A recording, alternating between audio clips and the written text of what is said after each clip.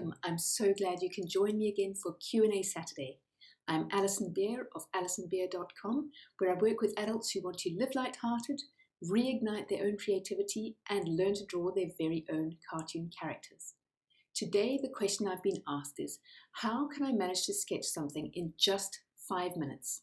I know that drawing quickly is good for practice, but how do I do that without ending up with just a mess on the page? The first thing you want to do is to put in a ground line and some length guides so that you can have an approximate idea of where you need to draw, what the size of your canvas is. And then go on to work with the very, very rough main shapes. So you're just sketching for a sense of proportion. What we're looking at here is getting the main parts and shapes in relation to each other within those guidelines and the ground line that I've given. And when I originally drew this, I was working in a ballpoint pen. Here I'm working online or on screen because it's easier to capture. But this is exactly how I would work, and I really recommend that you use a ballpoint or something that you can't erase, because working fast like this is so good for your visual measurements, as it were. So we're just looking at every single shape and part of the body in relation to the others, where it sits on the page. Now I'm going to go and change color, and we start working on accuracy. So starting at the ground line, because that's relative, gives us a relative position. Looking at this arm and the joint that I've got here, you can see here that the forearm of the actual robot is a lot shorter than I drew it, but I've got the hand in as well. So there I go with the hand and his thumb, which is under his chin. And now these, what I think of as earpieces on his head mask. And you can see that my original shape of for his head was a little too small, actually. It's not quite wide enough, it's not quite deep enough. So now I'm just working very roughly again to smooth it out and get it more accurate. So here's his visor, and that's a very dark part of the original. You can see if you look at the original that there are these various very black pieces which stand out against the more purpley grey parts. And it's quite important, very important in fact, to get those black pieces in, because they again frame the rest of it and make the lighter parts stand out in relief. So now we're looking at his torso, I guess you would call it. And again, you can see my original shape was too small, but it was a placeholder. Now I'm going in and firming up the size, making it a bit bigger. And of course, originally I forgot to put in this arm, which has got the hand waving in the air, but now I can do it easily because I can see how it fits in relation to everything else.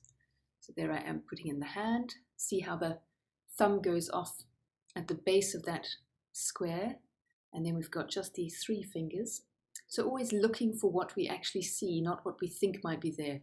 Someone might be tempted to put 4 fingers in there because the human would have 4 fingers, but if we observe accurately, we can see that this robot only has 3 fingers and a thumb. Again, a nice square, very dark section holding the torso and the hips together. And now we're just making this shape more accurate, because again, the way that I had shaped it before and these little joints on the side that hold the legs on was not there in the original because we were working so quickly just to get the proportions. So here we have the place that the leg joins on. And now this bottom leg is easy to work on because it runs parallel to the ground line, which is great.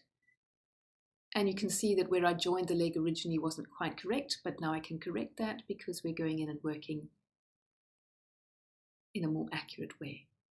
So working on that back boot, which is somewhat obscured by the leg lying in front, just drawing in the shapes of the shadow now to get the facets of that moon boot that our little robot is wearing. And now returning to the front leg and its massive boot, you can see that the shading, the reflections and the shading are actually what helps us to define the shape. And that's what gives us the sense of how it really looks. So they're putting on their little strange, whatever you would call it, joint circle on the end.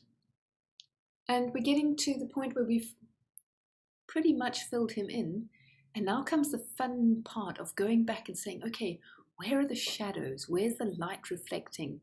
How do we put that in and use a little bit of sketching, cross-hatching, just to darken up certain areas, using square shapes and rectangles to reserve some places for light, and then showing there's a very, very dark patch at the back there, where that facet of the boot is deeply shadowed, and then it kind of stands out, the leg stands out on the front. So there we have a reflection again. Notice how the cross-hatching curves round because the body parts are curved surfaces. So let your lines curve as well, because that adds to that 3D sense of the shape that you're working with. So as you can see now, it's a matter of putting in some of these shadows.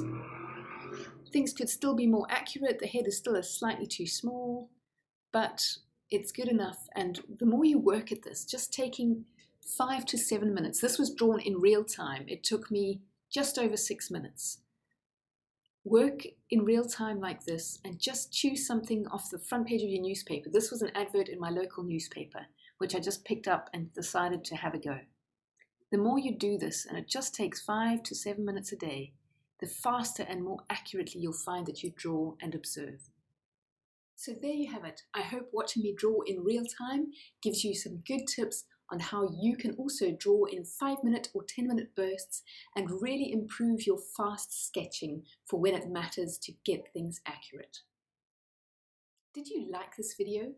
If you did, please give it a thumbs up on YouTube, subscribe to my YouTube channel, and of course, if you'd like more tips that I only share on email, head on over to my website, www.alisonbeer.com, and sign up there for email updates.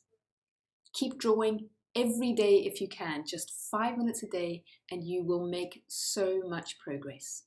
I look forward to seeing you next time. Thank you so much for watching Q&A Saturday.